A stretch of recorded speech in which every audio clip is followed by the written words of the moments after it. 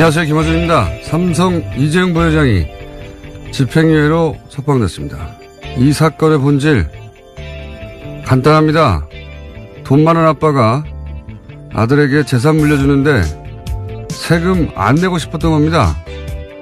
거기서 출발해 무사히 재산 물려받느라 온갖 방법 동원하다가 대통령 비선 실세에게 말 사주고 뒷돈 주다가 들킨 거 그냥 그겁니다. 이게 무슨 인류 공용을 위한 한 인간의 위대한 투쟁 그런 거 아니에요. 그런데 사법부는 이재용 부회장이 피해자라고 합니다. 존경하는 판사님, 웃긴 소리 좀 하지 맙시다. 당했다는 피해자의 재산이 어떻게 오히려 늘어납니까? 강도가 돈 챙기고 피해자 집에 더 큰 금괴를 두고 왔어요. 그게 당한 겁니까? 서로 주고받은 거지. 그리고 판결 해설 기사 쓰는 기자님들도 사기 좀 치지 맙시다. 그냥 삼성이니까 풀려나가잖아요. 삼성이 당신들 아빠도 아닌데 뭘 그렇게 구구절절 변명을 해줍니까? 사법부도 언론도 그렇게 삼성 앞에서 알랑방구만 안 껴도 삼성이 이렇게는 못하죠. 삼성과 맞서 싸우라는 게 아닙니다. 적어도 알랑방구는 끼지 말자 우리. 예.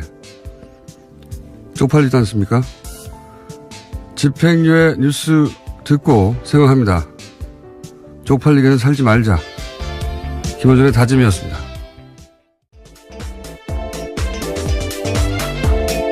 시사인의 김은지입니다. 제가 왜 쪽팔리죠? 네, 저도 같이 다짐하겠습니다. 쪽팔리지 않게.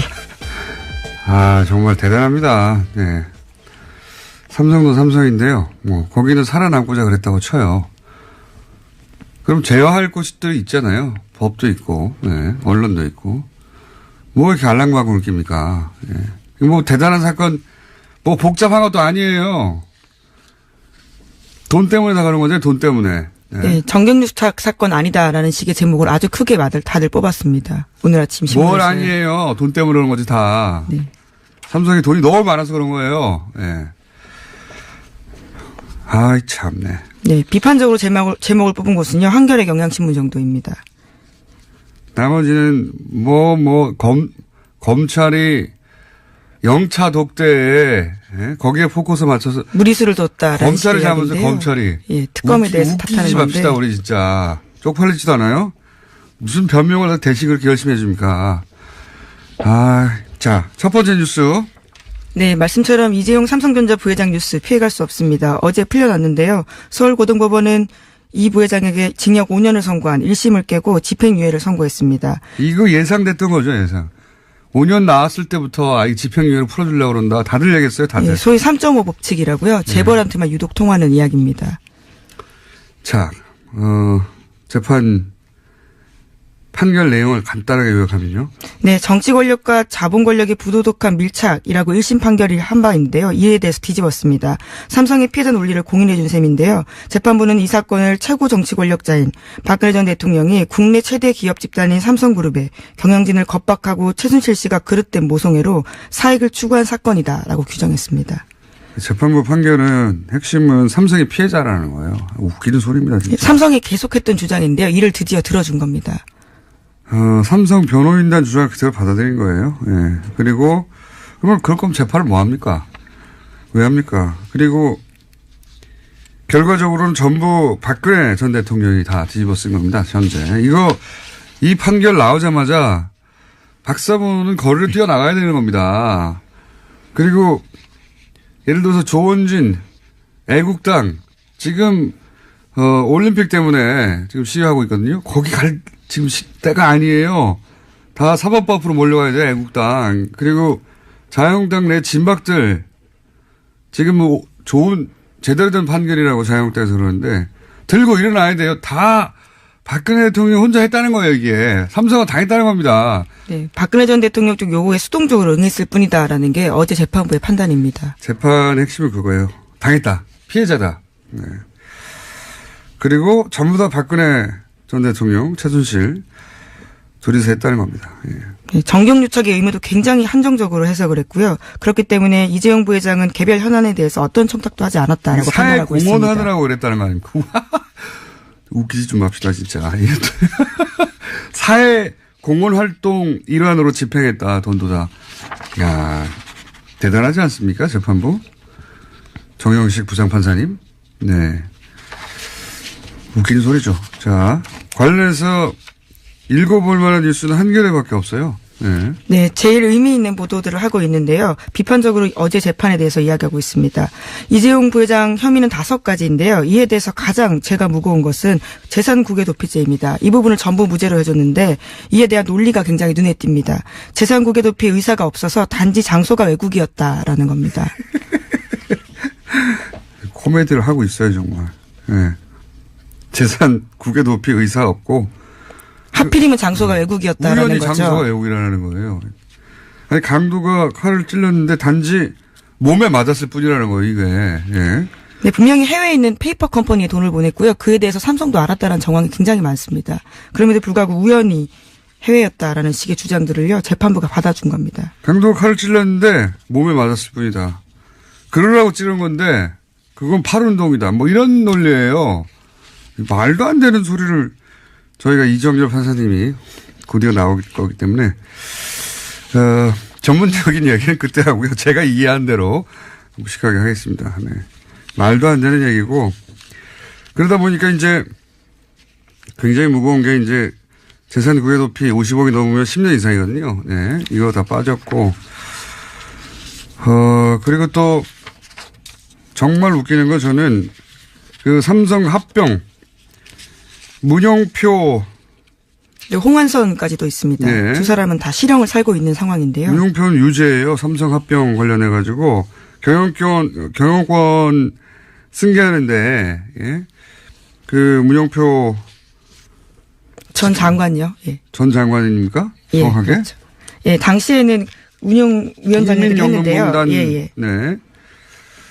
국민연금공단 이사장. 예. 발음이 잘 안 되네요. 흥분해가지고 이사장. 문영표 이사장은 삼성 합병하는데 국민연금공단 공금연단이라는 자꾸. 예, 국민연금공단입니다. 국민연금공단 이사장이 역할을 했다는 거 아닙니까? 이거하고도 전혀 앞뒤가 안 맞는 이야기예요. 예, 여기는 항소심까지도요. 그렇게 결과가 나왔습니다. 그러니까요. 그러니까 이 재판 결과로 따지면 문영표 이사장 혼자서 괜히 아무도 안 시켰는지 혼자서 지금 삼성을 위해서 몸바치다 감옥 가게 된 거예요. 네, 승계 작업과 관련한 묵시적 부정청탁 없었다는 주장을 계속하고 있는데요. 다른 재판과도 배치되는 내용입니다. 그러니까 이게 어떻게 된 거냐면 강도가 칼을 휘둘렀을 거 아니에요? 칼 혼자 허공에 떠 있게 됐어요, 지금. 지금 칼 손을 잡고 휘두른 사람 없어졌어요, 지금. 이 재판대로 하면. 칼 혼자 외로이 허공에 떠 있습니다. 어떡합니까? 말도 안 하는 재판이에요. 그러면서도 이 재판에 보면, 이재용 지배력에 유리한 영향을 미쳤다.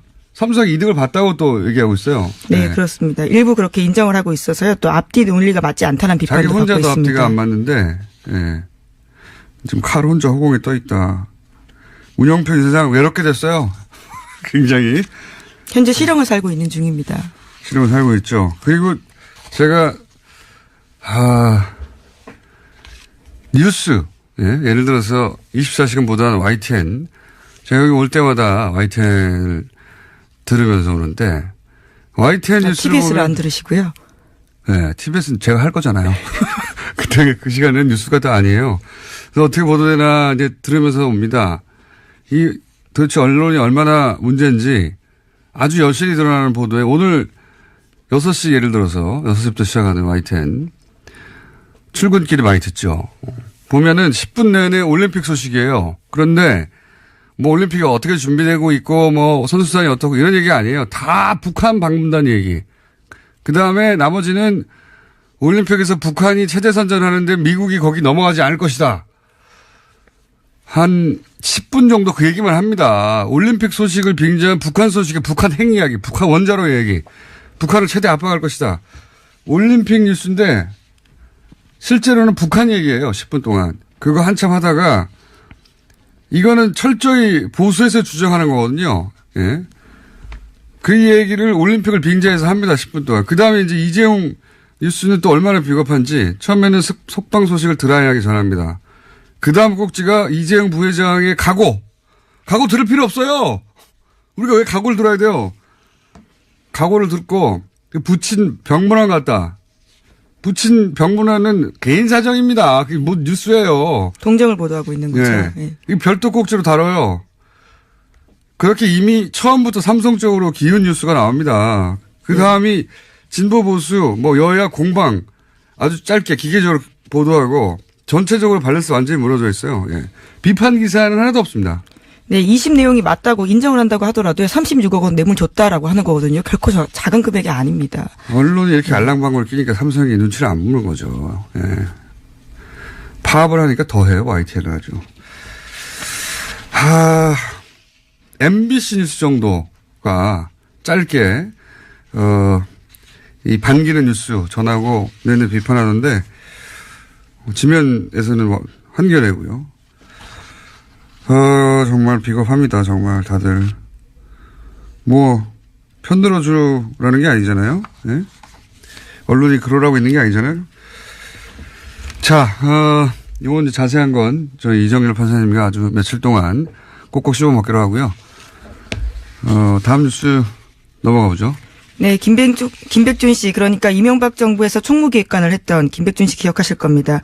김 씨가 이명박 전 대통령의 또 다른 뭉칫돈에 대해서도 털어놨다라고요. 어제 JTBC가 보도했습니다. 이명박 전 대통령이 현금 3천만 원 주면서 박영준 씨에게 주라고 했다라는 건데요.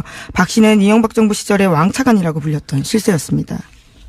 이분은 아마도, 예, 이명박 전 대통령이 다른 사안들로 기소가 되고 재판을 받는다면 다시 한번 언론에 재등장할 가능성이 있다. 자원외교 관련해서 저는 그렇게 전망하고, 이 특활비 관련해서도 지금은 이제 김백준 씨가 관리했다고 하는 사업 얘기만 나오는데 이것도 사학이 전부였겠는가 하는 의구심이 있지만 그 외에도 김백준 씨를 거치지 않은 특활비들이 보도된 것만도 여러 건이에요.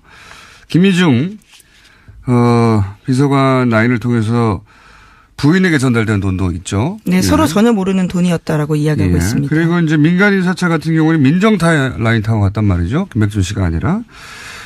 그 드러난 것만도 다른 루트가 있고 특활비 관련해서 이 루트 위에 더 있을 수도 있지 않은가. 예. 액수가 훨씬 더 늘어날 수도 있다.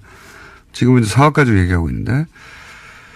그래서 검찰은 김백준 씨는 이제 방조범일 뿐이고 주범이 이명박 전 대통령이다. 이렇게 해서 지금 기소가 된 거죠?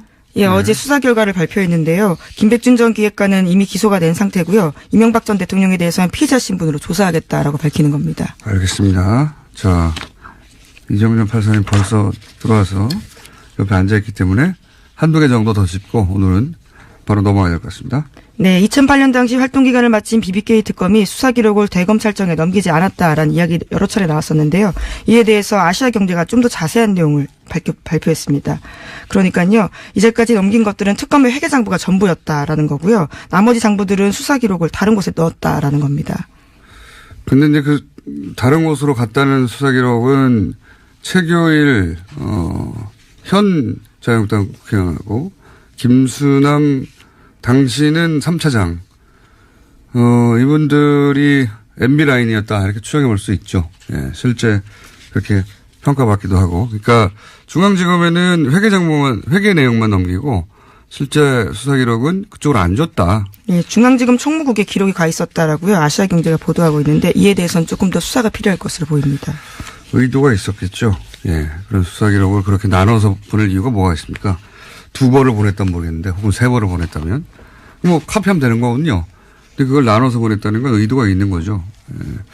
오늘 여기까지 하겠습니다. 시사인의 김은지였습니다. 감사합니다. 예. 바로 이어서 이정렬 전 부장판사님 법무법인 동안에 겨우 사무장 하고 계십니다. 사무장이 겨우는 아닌데 부장판사로서는 국내 유일해. 세계 최초에. 은하계 최초죠. 예. 기네스북 보유자. 자, 앞으로 이제 여러 번 할 테니까요. 어차피. 오늘은 이 뭐랄까요. 이 판결의 성격 규정?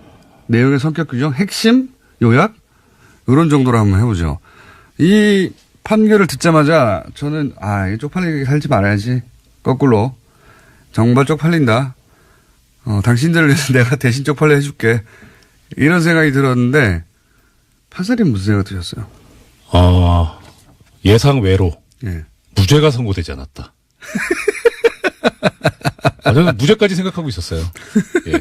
돌아가는 분위기도 그렇고 재판부도 그렇고. 그 재판부의 성격으로 봐. 예. 과거의 행적으로 봐. 네. 무죄까지도 막 내려버릴 수 있는 사람들이다. 그러니까 조윤선 전 장관 판결처럼 예. 국회에서의 위증한 부분은 유죄할 수도 있을 것 같은데 예. 나머지는 전부 무죄하지 않겠느냐. 그건 전망이고. 예. 라는 생각을 했었죠. 예. 실제 내용을 보고는 또 무슨 생각하셨습니까? 이게 방송에 적합하지 않은 용어인데 예. 우리 이렇게 시쳇말로 뭐 벗었다는 거 있잖아요. 홀딱 벗었다. 뭐 내렸다. 예. 딱 그 느낌이 딱 들었어요. 이게 홀딱 벗고. 무슨 일이 아닌데. 대충 자기 방어를 하느라고. 예. 이렇게 피해가는 것도 아니고 완전 홀딱 벗고 덤빈 겁니까? 다 그랬다고 보기는 뭐한 게 예. 사실 이 지금 판결에 나타난 논리를 그대로 관철하면 그러면 유죄가 인정된 부분도 무죄일 것 같아요. 근데 그 논리대로라면 예, 전부 무죄를 했다가는 예. 정말 난리가 날 테니까. 예. 그래서 일부 이제 유죄. 약한 거 약간 살짝 걸어둔 겁니까? 네. 예. 그 정도로 홀딱 벗었다. 네. 자, 그럼 들어가 주세요. 성격 정리가 끝난 것 같습니다. 홀딱 벗은 판결이다.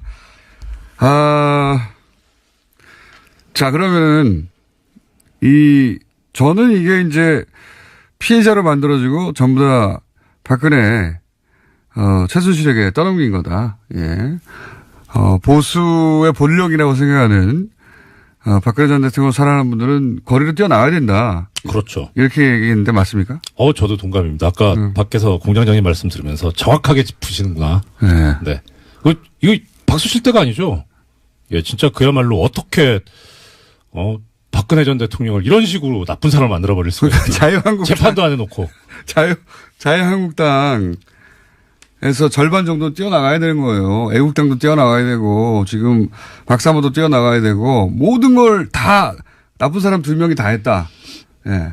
이재용 부회장은 일방적으로 당했다. 이거 아닙니까, 지금? 게다가 이 재판부에서 이제 최순실 씨 관련해서 이런 얘기를 했잖아요. 그릇된 모성애가 지나쳐서. 그릇된 모성애. 사실 최순실 씨에 대한 평가는 박근혜 전 대통령도 그럴 줄 몰랐다라는 거였거든요. 네. 그러니까 그쪽에 또 떠넘기고 있었는데 그것조차도 인정하지 않았어요. 그러니까 엄청난 거죠, 이거는. 다 떠넘겨버린 거예요. 야, 성격은 그러하고. 네. 그리고 이제 문제가, 사실 이거 예상했던 바이기도 합니다. 5년 떨어졌을 때, 판사님하고 며칠에 걸쳐서 요거 이제 집행유예 하려고 하는 네. 냄새가 너무 많이 난다. 그렇게 하나하나 짚었었어요. 그죠? 짚었었는데 또 아까 제가 얘기했던 것 중에 하나가, 이거 좀 칼이 허공에 둥둥 떠 있다고 지금. 문영표 이사장, 뭔가 강도가 일을 하기 위해서 칼을 휘둘렀는데 휘두른 사람이 사라지고 칼만 남았어요. 맞아요. 네. 맞지 않습니까? 그러니까 이게 지금 나중에 대법원 가가지고 어떻게 될지도 특검이 상고하겠다고 바로 의사를 밝혔으니까 대법원 가서 어떻게 될지도 관심이 가는데 사실 이제 여러 개의 강이 나중에 바다로 한꺼번에 이제 모이듯이 모든 사건은 대법원으로 모이거든요. 문영표 전 이사장 사건을 가지고 이 판결을 들여다봤을 때 대법원이 어떤 판결을 할 것인가 쉽지 않을 겁니다. 서로 앞뒤가 전혀 안 맞지 않습니까? 그렇죠. 문영표 이사장은 결국은 자기가 한 걸로. 네. 그렇죠? 그러니까 삼성을 위해서 그런 일을 한 걸로 그렇게 결론이 났는데 삼성이 사라지다 보니까. 삼성은 겁을 먹은 사람을 위해서 일을 한 거죠, 그러니까. 그러니까, 피해자가 됐기 때문에, 그죠? 그럼 혼자 나서서 하게 된 거예요. 네. 허공에 둥둥 떠가지고 외롭게 지금. 그렇게 훌륭하신 분을 왜 실형을 선고합니까? 파괴주의자인데. 그러니까. 그리고 또 이제 많은 사람들이 얘기하는 게, 국외 재산 도피가 아니다. 네. 그게 우연히 외국이더라. 이런 건 논리 있지 않습니까? 네. 이게 진짜 웃긴 거 아니에요? 그게 사실 좀 일반인들은 받아들이기 힘든 논리인데. 워딩의 전후를 봐야 되는데 저는 그거는 좀 그런 게 이 사건에서 본질이랄까 핵심 쟁점은 이게 뇌물이냐 아니냐 이거거든요. 그러니까 뇌물이 되면 횡령이고 재산 도피고 범죄 수익은이고 줄줄이 다 들어가는 거고 뇌물이 아니면 그것도 다 줄줄이 아닌 거예요. 아, 그런 식으로 그러니까 뇌물이 아니었으니까 그건 당연히 무죄인데 자기들의 논리를 좀 더 강화하려고 여러 개 저러 개 이거저거 끌어쓰다 모아 보니까 결국 이거는 뇌물이 아니니까 재산 도피도 아니고 그런데 그 다음에 또 나아간 게 뭐냐면 여기서 문장이 좀 이상한 게 있는데 여기서 뭐라 그랬냐면 이게 코어 스포츠 코어 쪽에 넘어가는 돈이다. 이거는 최대한 뇌물의 성격을 가지고 있는 거다. 그러니까 재산 도피를 하려면 내 거를 외국으로 보내야 되는 건데 뇌물을 주겠다고 하는 거니까 남한테 주려고 보낸 거니까 이거는 재산 도피는 아니다라는 것까지 나왔거든요. 그것도 그런데 웃기다. 예. 그 다음에 이제 더 나가서 한 게 그러면 이제 이것 떼고 저것 떼고 하니까 남은 거는 장소가 외국이라는 것밖에 안 남는다. 이런 워딩이었는데 아하. 근데 이제 그게 그거만 살려놓으면 그렇죠. 장소가 외국이니까 장소만 외국이었을 뿐 이렇게 그 논리 해요. 전개를 하다 보니 거기까지 간 거라는 말씀이군요. 네, 그렇죠. 예. 그래도 웃기긴 웃깁니다. 웃기죠. 예, 그렇죠. 굳이 할 필요 없는 얘기였죠. 홀딱 받고. 예. 그러니까 이게 원래 그렇잖아요. 말이 많다는 거는 자신이 없다는 거잖아요. 사람들이 뭐라고 할까봐. 예, 이것 쓰고 저것 쓰고 한 거죠. 비록 벗긴 하였으나 벗은 게 들키면 안 되니까요. 이렇게 저렇게 얼기설기 꼬매가지고 가린 거 아닙니까? 그렇죠. 왜 이렇게 하다 보니 시간이 다 됐네. 이 재판과 관련된 본질을 얘기하고 이게 몇 페이지짜리 판결문이에요? 아, 판결문은 아직 안 나왔고요. 지금 보도자료가 나온 것이 한 19장 정도 됩니다. 보도자료도 엄청 기네요. 이제 보도자료를 근거로 이제 말씀하시려고 했는데 이 얘기하다니까 시간이 다 갔고 보도자료가 아니라 이제 판결문을 자세히 보면서 이제 하나하나 말씀하실 거잖아요, 앞으로. 저 며칠 나와야 돼요? 아니, 딴 데서 안 하니까요. 할 수 없어요. 우리가 자세히 하는 수밖에. 네. 그리고 오늘 이제, 그러니까 오늘은 영차입니다. 이거는. 다루는 영차 독대를 인정 안 했는데, 예. 이건 지금 영차 독대인 거예요. 네. 예. 그러니까 카운팅이 안 되는 건데요. 이 재판 판결 관련해서 전직 부장판사로서, 하고 싶은 얘기 있으십니까? 보통은 이렇게 자신의 정치적인 성향을 드러내거나 가지고 있더라도 조심을 해요. 네. 왜냐하면 오해를 살 수 있으니까. 네. 그리고 그 전제로서 공과 사는 명확하게 구별을 해야죠. 네. 나는 뭐 성향이 보수적이든 혹은 진보적이지만 예. 그거 무관하게 판결을 내리려고 노력하고 그렇죠. 이게 영원히 남는 판결문이니까요. 그럼요. 네. 근데 이거는 좀 제가 지금까지 역대급 판결이 법원에서 나온 역대급 판결을 두 개를 꼽는데 하나는 한명숙 전 총리 판결이고 또 하나는 정몽구 전 현대자동차 회장 판결이거든요. 네. 참 역대급으로 쓰레기 판결들인데 능가합니다. 코멘트를 이 정도면 네. 역대급 쓰레기라고. 자, 영차 독대였고요. 네, 앞으로 몇 차까지 이정열 판사님과 독대가 이어질지 모르겠습니다. 왜냐하면 모든 언론이 이런 얘기를 하고 있으면 저희가 할 필요가 없잖아요. 예. 딴 거 하면 되는데 안 하니까 할 수 없이 합니다. 자, 오늘은 영차 독대였습니다. 이정열 전 부장 판사님이었고요. 이재용 판결 관련해서 앞으로 최소한 4차, 5차까지는 독대가 이어질 거라고 예상됩니다. 자, 여기까지 하겠습니다. 감사합니다. 고맙습니다. 올림픽 개막이 사흘 앞으로 다가왔습니다. 여전히 여러 논란들이 있습니다. 최문순 강원지사 전화 연결해 보겠습니다. 안녕하십니까, 지사님. 지사님, 전화 연결됐습니다. 네, 안녕하십니까. 네, 공장장님 안녕하십니까? 바쁘시죠? 제가 괜찮습니다. 고맙습니다. 네. 저한테 고마우실 거 없고요. 11월 말에 저희가 네네. 인터뷰할 때 네네. 티켓 완판되면 완판담으로 출연한다고 하셨는데 완판됐습니까? 완판을 못했습니다. 지금 완판남이 아니고 이제 미완판남이 될 것 같습니다. 미완판남. 네. 이렇게 뭐 가파르게 상승세를 그리다가 지금 주춤하고 있는데요. 예. 현재 올림픽은 75%, 그다음에 패럴림픽은 85% 정도가 팔렸습니다. 75%. 여기에 이제 현장 판매가 한 10% 남게 되는데 현장 판매를 더하면 85%, 패럴림픽은 95% 이렇게 이 정도 팔렸다고 보시면 되겠습니다. 마지막 남은 기간 동안 꼭 완판하도록 하겠습니다. 네. 이게 이제 궁금한 것은 네. 올림픽이 시작되면 더 이상 그 현장 판매 위에 온라인 판매는 안 합니까? 그것도 계속 판매합니다. 아, 그렇군요. 네네. 그래서, 지금까지 안 사신 분들 빨리 사셔서, 지금 늦게 살수록 좀 좋지 않은 경기들이 남으니까요. 빨리 사셔야죠. 좋지 않은 경기. 네. 네. 그러니까 이제 그 TV로 보다가 나도 한번 가보고 싶다 멀지도 않은데 이런 생각이 불쑥 네. 들면 인터넷에서 여전히 구입할 수 있다는 거죠? 예. 그렇습니다. 아, 네. 그렇군요. 네. 그래서 거꾸로 이제 올림픽이 진행되면서 이 판매율이 더 올라가서 결국은 거의 완판이 될 수도 있긴 하겠군요.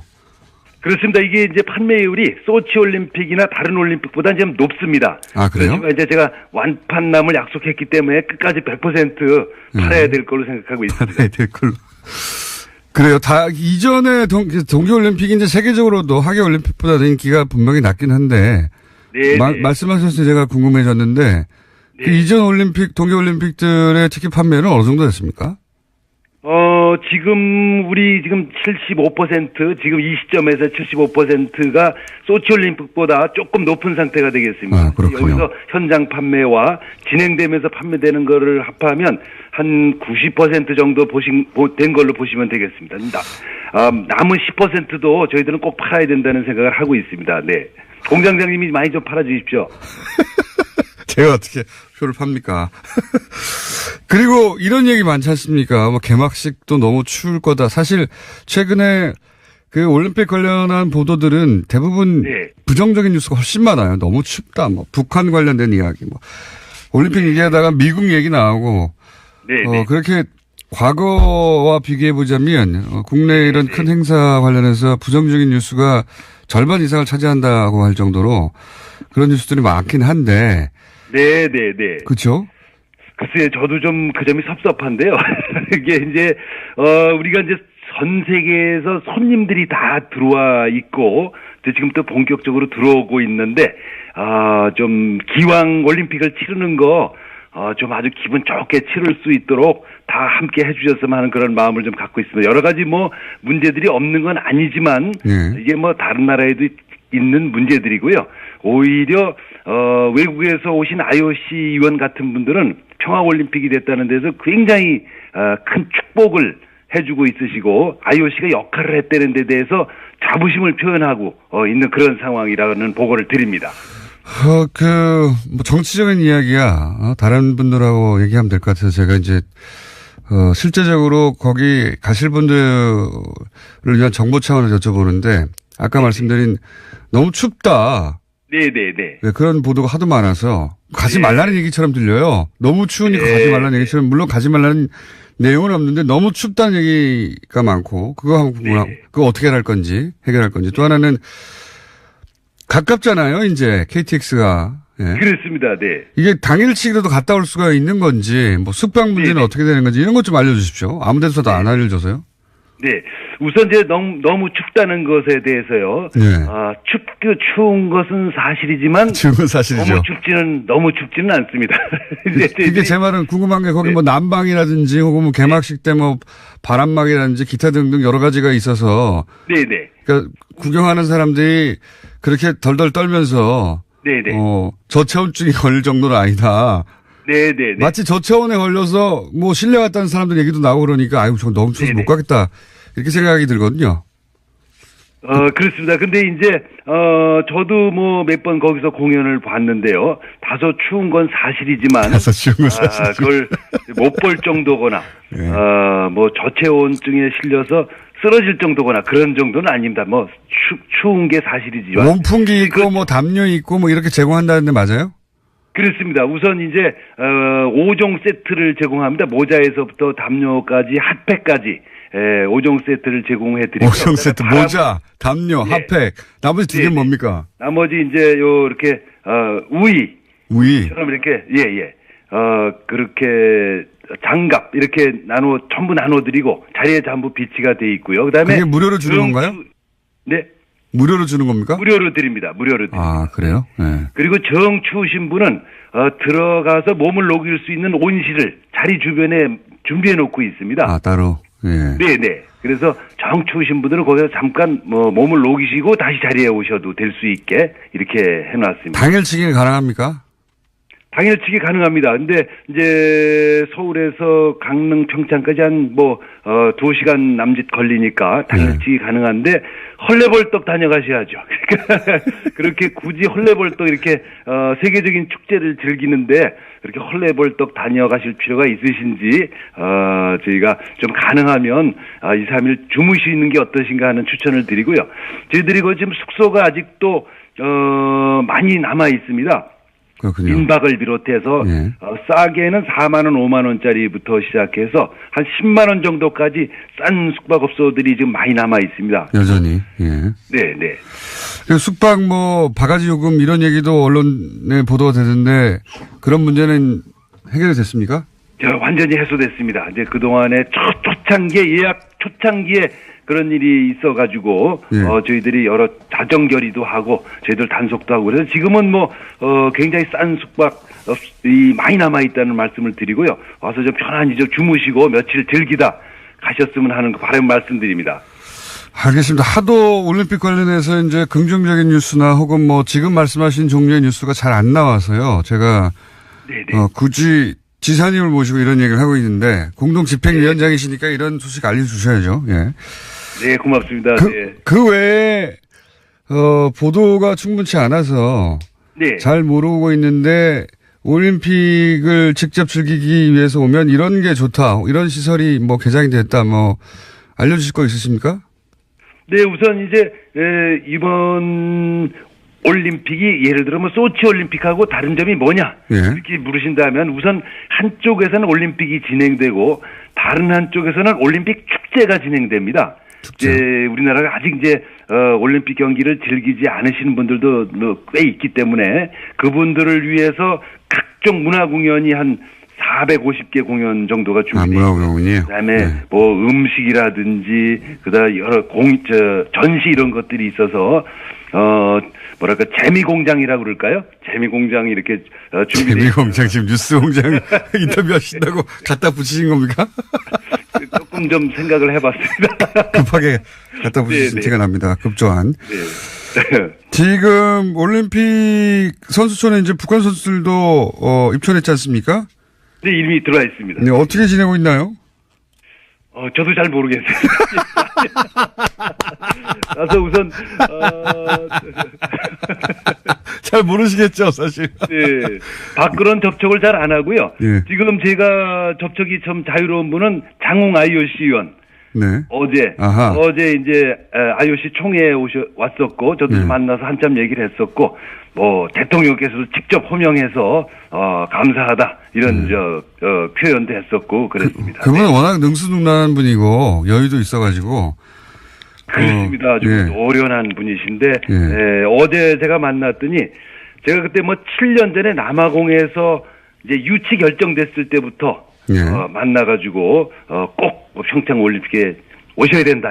그때부터 이제 얘기를 했었는데 그동안 답변을 못 주다가 이번에 오게 돼서 아주 잘 됐다. 잘 돼서 좋다. 이렇게 표현을 하셨습니다. 알겠습니다. 북한 선수들 잘 지내고 있냐고 하면 대충 그냥 잘 지내고 있다고 말씀하시면 되는데 모르겠다고. 그렇습니다. 네. 너무 솔직하게. 한 가지만 여쭤볼게요. 네네네. 그 여자 아이스 하키 선수단, 네, 이제 초미의 관심 대상이 됐었는데. 네네네. 혹시 그 선수들은 서로 잘 지내고 있는지 아십니까? 글쎄, 저도 뉴스를 보고. 네, 잘 모르시는군요. 저는 이제 안의 소식은 잘 모르겠고요. 예. 밖에서는 그 경기를 보겠다는 분들이 너무 많아서 예. 경기장 안에 다 수영을 못 합니다. 아, 거기는 이미 완판입니까? 그건 완판입니다. 네. 아, 그리고 밖에다가 저희가 그 월드컵 때처럼 대형 스크린을 만들어 놓고 공동 응원단을 밖에서 하게 해달라. 이래서 지금 밖에서 5천 명이 될지 10,000명이 될지 응원단들이 전국에서 지금 몰려오신다고 그래서요. 그거 지금 준비하느라고 지금 준비하고 있습니다. 네. 거기 무슨 내막은 잘 모르겠고 밖에 준비하느라고 정신이 없으시군요. 자, 그럼 오늘 여기까지 하고요. 올림픽 진행되는 중에도 저희가 내부 소식은 잘 모르시겠지만 또 밖에 소식 궁금할 수도 있지 않습니까? 네, 그렇습니다. 네, 공장장님도 꼭 좀 네. 와주시기 바랍니다. 저도 네. 한 번은 가볼 생각입니다. 그렇지 않아도. 예. 네, 거기서 뵙도록 하겠습니다. 네, 감사합니다. 네, 고맙습니다. 감사드립니다. 네. 지금까지 최문순 강원지사였습니다. 어제 매크로를 이용한 댓글. 예. 최근에 특히 네이버 댓글 관련한 의혹들이 많죠. 예. 최민희 의원과 그 부분을 짚어봤는데 서로 이것이 사실로 밝혀진다고 하더라도 현재 처벌 조항으로는 충분한 처벌이 되지 않을 수도 있다.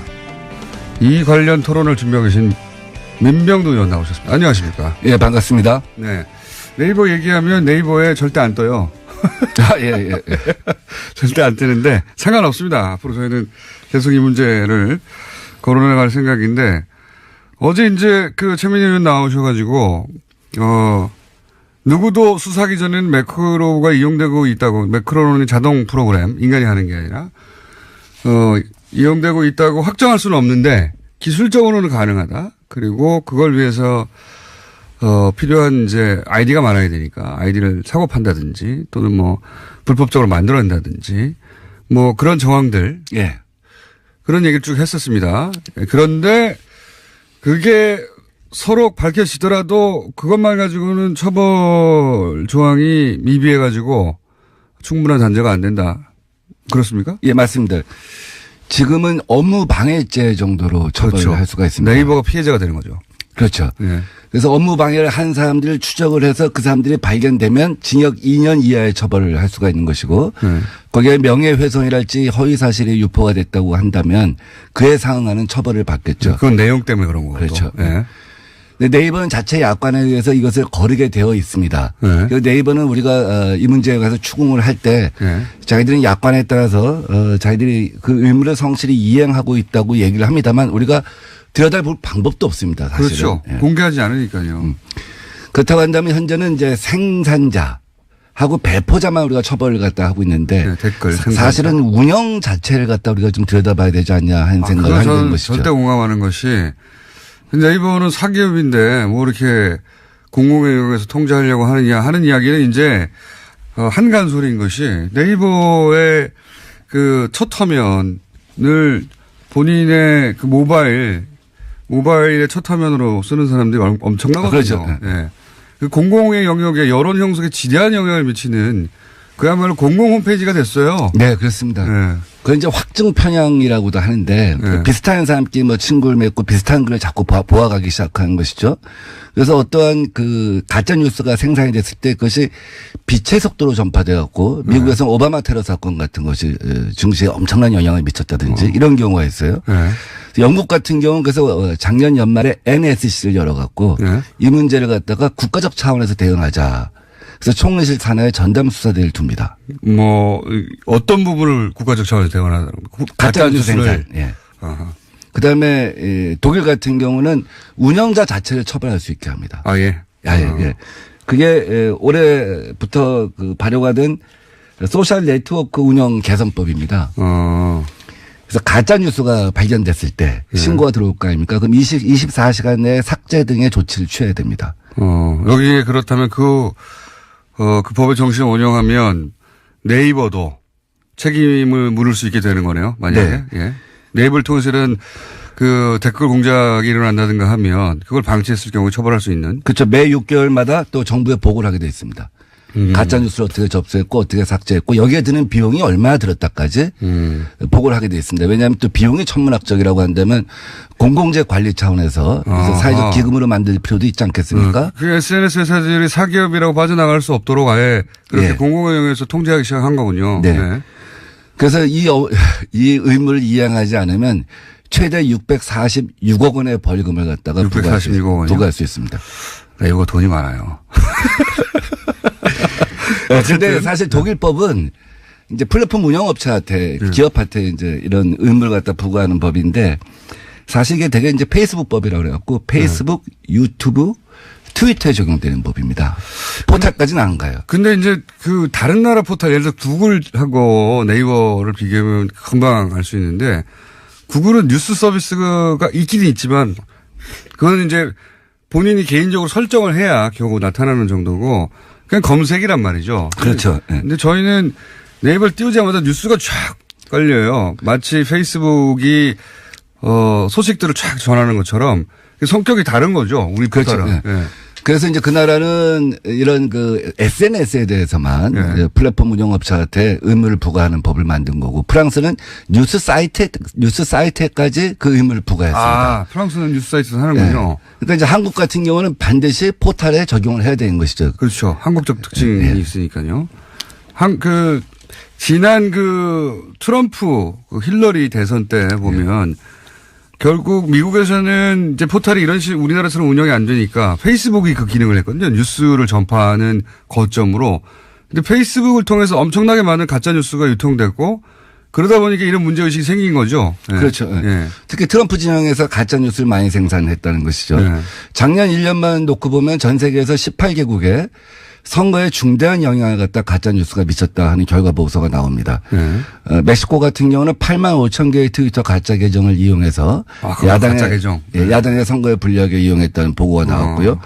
우리나라에서는 2016년에 지방선거 때 터키에서 페이스북 홍준표 지사 후보 또 남경필 지사 후보의 페이스북에 좋아요가 90% 생산된 일이 있습니다. 그 사건은 모르시는 분들을 위해서 제가 잠깐 부연 설명을 하자면 두 분, 그 외에도 사실 찾아보면 더 있을 수 있는데, 그 페이스북에 좋아요가 이제 막 올라가면, 좋아요가 많다는 건 공감을 많이 얻고, 정치인 입장에서는 인기가 있고 그런 지표인데, 그래서, 근데 이제 페이스북은 좋아요를 어느 나라에서 눌렀는지, 누가 눌렀는지 모르지만, 어느 나라에서 눌렀는지 표시해주는 기능이 있어요. 그 표시해봤더니 다 터키에서 나온 거예요. 90%가.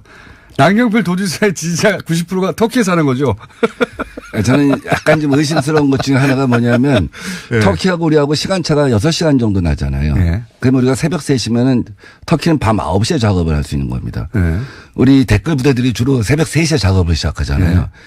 사실 새벽 3시에 작업을 하려면 2시부터 뇌도 운동을 해야 되고 몸도 운동을 해야 되고 쉽지 않은 일이거든요. 그래서 거점이 국내 거점하고 외국 거점이 또 하나 있지 않을까 하는 생각도 해봅니다. 그럴 수도 있지만요. 그럼 돈이 들고요. 제가 보기에는 IP를 세탁한 게 아닌가. 뭐 그럴 수도 있겠죠. 네, IP를 세탁해가지고 거기 찍히는 건 터키인데 추적해보면 결국 한국 어디로 나올 가능성이 대단히 높다고 봅니다. 저는. 그러니까 2003년도에 최병렬 한나라당 대표가 우리도 사이버 전사 1000명을 육성하겠다고 네. 공개적으로 선언했고 네. 2004년도에 박사모 108조라는 게 있었죠. 네. 그다음에 여의도 연구소에서 이것을 육성하자. 그래서 그때 민관 중심이 됐던 것 같아요. 네. 그러다 이제 정권을 잡으면서는 민간 주도에서 관주도로 갔죠. 네. 지금은 아마 전관 주도가 아닌가 하는 생각은 하고 있습니다. 전관 주도는 뭡니까? 퇴직 공무원 국정원. 예. 퇴직 공무원. 지금 네이버 같은 포탈에 한 달 정도 된 것 같습니다. 한 달 조금 넘은 것 같은데 그 이전과는 다르게 집중적으로 이렇게 이거 매크로를 사용한 거 아닌가 싶은 댓글, 그러니까 비정상적인 댓글이 폭주하고 있다는 것 자체는 이 비정상적인 현상이 일어나고 있다고 하는 것 자체는 그렇게 생각하시죠? 아주 심각하게 인식을 하고 있죠. 그래서 우리도 당에서 추미애 대표 지시로 이 문제에 관한 특단의 대책을 갖다가 강구하자. 끝까지 발본색을 하자 이런 생각을 갖고 지금 모니터단이 50명입니다. 모니터 단을 따로 꾸몄습니까? 예. 네. 대선 때도 이렇게 많지는 않았거든요. 대선 때보다 더해요, 근데. 저도 보고 있는데. 이제 그건 두 가지 원인이 있겠죠. 이제 하나는 잠시만요. 이게 하다가 끊어졌네. 이 중요한 얘기니까 저희가 3부에서 이야기 이어가도록 하겠습니다. 자, 2부에 이어서 저희가 마무리를 못해서 민병도 의원과 네이버 관련 문제 마무리를 좀 해보겠습니다. 다른 나라는 이제 SNS를 운영하는 주체를 처벌하는데, 우리는 그런 관련 법률이 없다. 예. 해서 개정해야 된다. 신경민 의원이 처벌 규정이 포함된 법률안을 발의를 하긴 했죠. 예. 그러니까 정보통신망법을 개정을 해서 매크로에 대해서 그 챗봇 작동에 대해서 처벌하도록 한 법안입니다. 이제 이 법안은 여전히 생산자하고 배포자만 처벌하는 매크로를 것이죠. 써서 여론을 조작하거나 가짜 뉴스를 포털 통해서 유포하거나 그래서 그런 이제 사람들을 처벌하는 규정이 있고. 그래서 제일 중요한 것은 플랫폼 운영자한테 그러니까요. 책임을 부과하는 법안을 한국에서도 만들어야겠다 하는 것이 하나고요. 어제 최민희 의원 나와서 말씀하셨지만 계정을 주고 사고 팔고 네. 하는 것을 미국 같은 경우는 사기 행위로 봅니다. 정치인이나 사기죠. 기업인들이 네. 그렇게 하는 것에 대해서 그런 사기 행위로 처벌하는 법도 필요할 것 같다는 생각이 들고요.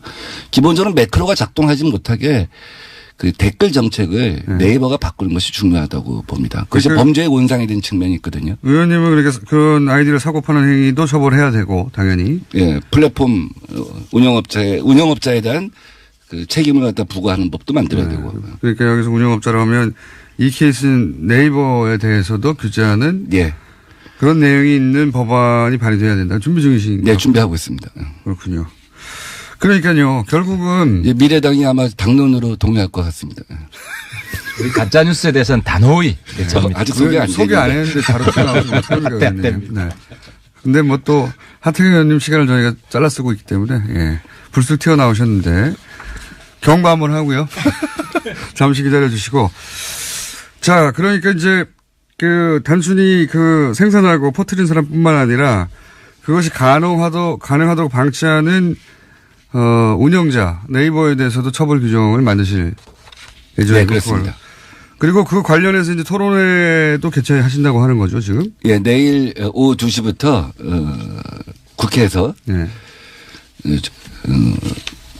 국회에서 네이버도 참가한 가운데 토론을 합니다. 알겠습니다. 네이버의 책임자도 나옵니다. 관심 있는 분들은 여기 참여해 주시면 될 것 같고요. 예. 가시기 전에 서울시장 도전하시잖아요. 네. 지금 이제 쟁쟁한 물론 박원순 시장의 지지율도 쟁쟁하고 그리고 박영선 의원이나 우상호 의원이나 뭐 하여튼 이름 거론되는 분들 다들 쟁쟁한데 꼴찌하시는 거 아닙니까? 저는 뭐 정책으로는 이미 120% 준비가 되어 있다 하는 평가를 받고 있습니다. 누구한테서 받고 계십니까? 이미 언론들이 이렇게 쓰고 있습니다. 잘 못 본 것 같은데. 네이버 심지어 네이버에도 기사가 나옵니다. 이게 네이버를 이렇게 이제 문제 삼으셨으니까 아주 검색어는 안 오시는 걸 각오해야 됩니다. 예, 정책으로는 뭐 120% 준비가 되어 있다 한 제가 말씀을 갖다 다시 한번. 기사가 몇 개나 났습니까? 120% 전부 준비되어 있다는 게? 그 검색을 해봐야겠는데. 저는 본 적이 없고. 뭐 한 120개 나오지 않았을까 싶습니다. 예. 한 가지 더 얘기하시고 가시죠. 이건 뭐 서울시장 관련해서 무신 자리는 아닌데 나오셨으니까 한두 마디는 제가 또 예의상 여쭤봐야 되니까 120% 정책은 준비되어 있고요. 정책만으로는 나머지 쟁쟁한 후보들을 꺾기가 어렵지 않습니까? 그래서 제가 도장 깨기를 이제 조만간 선언하려고 합니다. 예, 최배달의 그 가라데. 일본에서 가라데 고수들을 도장마다 찾아다니면서 1대1로 붙어갖고 도장 깨기를 하지 않았습니까? 그래서 제가 박원순 시장님 페이스북에 오늘 친구 신청을 해서. 도장 깨기를 페이스북에 가서. 페이스북에 친구 신청을 해서 민병두가 만든 정책. 그 누구도 상상해보지 못한 정책. 박원순 시장이 5만 명의 공무원과 수백 명의 싱크탱크를 갖다 동원해서 6년, 7년 동안 만든 정책과 민병두가 만든 정책을 1대 5만으로 도장 깨기를 하자. 오늘 이제 박원순 시장님 페이스북에 도장 깨기 신청합니다. 예. 의원님 그거는 계정 깨기예요. 도장 깨기가 아니라. 자, 여기까지 하고요. 계정 깨기 진행되면 저희가 짧게 한번 연결해 보겠습니다. 지금까지 저번입니다. 민병두 의원이었습니다. 감사합니다. 네, 감사합니다. 네, 고맙습니다. 자, 이미 목소리가 나와버렸습니다. 하태경 최고위원 나왔습니다. 네, 반갑습니다. 하태입니다. 이제 미래당입니다. 아, 그렇군요. 미래당으로 아직 신고가 된 건 아니죠? 아닙니다. 이제 정치적으로 합의한 거. 정치적으로. 그럼 예. 바른당이 아니라 미래당으로 불러드릴까요? 이제 뭐 이미 부르고 있습니다. 지역구에서는. 네. 엊그제부터 자, 미래당 의원으로 부르고 미래당에서는 최고위원이 아니니까 그럼 미래당 의원. 미래당 저는 이제 사실상 백의종군 할 겁니다. 밑에서 열심히 도와주고. 당 대표 막 얘기하시더니. 그거는 이제 저 지방선거 이후에나 생각해 볼 문제고. 이후에다. 외부의 훌륭한 인사들 영입하기 위해서. 네, 미래당 하태경 의원. 아니 그럼 최고위원 아니니까 부를 필요가 없잖아 이제. 우리는 당이 더 커졌기 때문에. 미래당은 그러니까 바른정당은 커졌는데 국민의당은 더 작아졌어요. 질적으로 봐야죠. 지지율이. 지지율. 국민의당 지지율이 5%대 가다가 네. 요즘은 최소한 15%대 가고 있습니다. 근데 그거 저 여론조사 전문기관에 물어보니까, 예. 그렇게 높게 나오는 이유가 있다고 하더라고요. 질문을 할 때부터 높게 나오는 질문을 설계하였다. 이런 통합 쪽이니까. 예, 뭐. 그건 당연하죠. 우리는 통일 좋아합니다. 통합 좋아합니다. 통합 문제 있을 때 반대에 서면 깎입니다. 예. 뭐 어쨌든 바른정당이 이제 앞으로 뭐 오랫동안 갈 거라고 했는데 이제 사라졌어요. 예. 바른정당 2기 바른정당. 2기 바른정당이다. 우선 큰 뉴스니까 다른 얘기하기 전에. 예. 이재용 부회장 판결에 대해서 어떻게 생각하십니까? 그거는 뭐 이정열 판사 전문이 있는데 네. 저는 이제 개인적으로 청문회 때 봤잖아요. 네. 그때 이재용 부회장 제가 야단을 많이 쳤어요. 네. 근데 야단 많이 친 이제 근저에는 뭐가 있었냐면 붕 떠 있더라고요. 붕 떠 있다는 건 무슨 의미입니까? 밑에 네. 이제 자기 밑에 이제 실무진들, 네. 뭐 부사장, 전무 이런 사람들을 장악하고 있지 못해요. 제대로 파악하고 있지 못해요. 근데 그런 척 하는 거 아닙니까? 아니 거짓말만 하는 게 아니라 진짜로 뭐 잘 모르는 게 많았어요. 그래서 모르는 이건 척 하는 거겠죠. 제가 뭐 징역도 먼저 살은 선배인데 징역 먼저 산 사람으로 보니까 그러니까 징역 사는 사람 중에 두 부류가 있어요. 징역이 보약이 되는 사람이 있고 독약이 되는 사람이 있는데 네. 이재용 부회장 같은 경우는 좀 징역 체질이 좀 있다. 그러니까 좀 본인이 더 강해지고 나온 것 같아요. 아니 체질이 있으면 오래 있어야죠. 그건 이제 나중에 또 뭐 사법부가 결정할 일이고. 이 판결에 대해서는 어떻게 생각하십니까? 판결에 대해서는 내가 자세한 내용을 안 봤는데 이렇게 말씀하시면 기본적으로 한 말씀만 드리면은 예. 그 김진태 의원 아침에 뉴스를 보니까 네. 판결 정말 잘했다. 네. 그거는 완전히 김진태 의원의 본분을 잊어버린 거다. 본문을. 지금 친박의 핵심으로서 예. 이재용 판결이 낮을수록 박 대통령 판결이 높아진다는 이 상관관계를 완전히 무시한 거라는. 그러니까 김진태 저도 그 동의하는데 김진태 의원은 소위 말해서 본인이 이제 친박 중에 친박이라고 계속 공개적으로 주장해 그러니까 왔는데 이재용 판결 두둔하면 안 되는 거지. 이재용 판결은 박근혜 전 대통령에게 매우 불리합니다. 이렇게 지금. 돼 있어. 이재용 판결 잘한 걸 보니까 박근혜 판결 기대도 되겠다. 말도 안 이거 되는 완전 역적 발언이야. 역적 발언이죠. 네, 박근혜 판결 올라가게 돼 있습니다. 그러니까 그렇죠. 이런 일관성은 그쪽에서 친박이 이번에 망한 이유가 뭐 일관성이 없어요. 그러니까 박근혜 전 대통령보다 삼성이 더 중요했던 거죠. 그렇게 생각할 수밖에 없어요. 본인이 삼성으로 전향했나? 삼성으로 친박들이 삼성으로 전향했나? 친삼으로 그랬나요? 본인이 법률가인데 모를 리가 없지 않습니까? 그 의미는. 그렇습니다. 예. 예. 그건 그렇고 의원님이 생각하시기에 어떤 생각이에요? 곤란하십니까? 기본적으로 네. 곤란한 건 아니고 우리는 기본적으로 사법부 판결을 일단 존중을 합니다.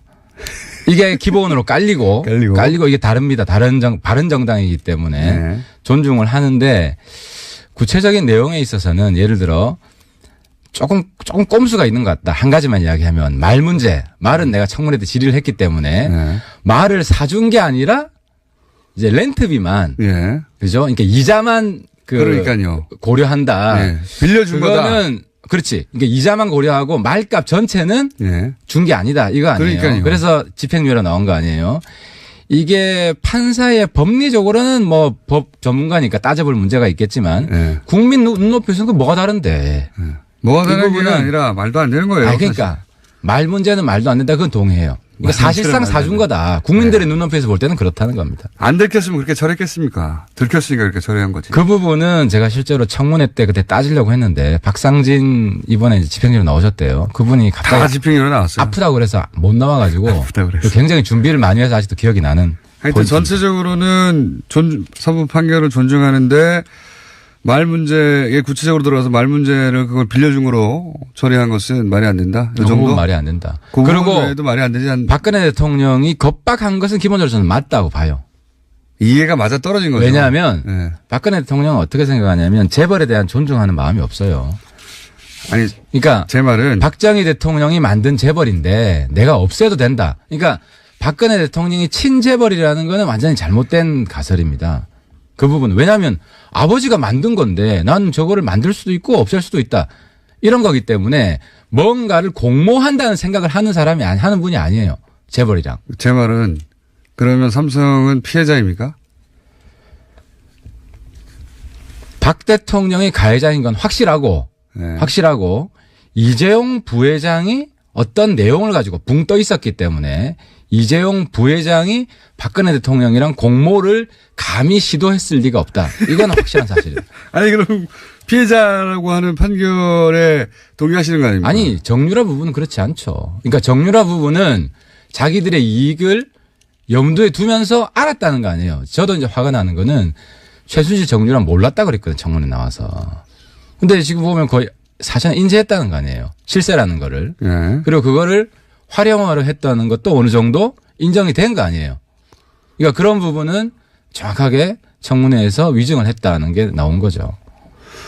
아니, 이게 피해자냐고요.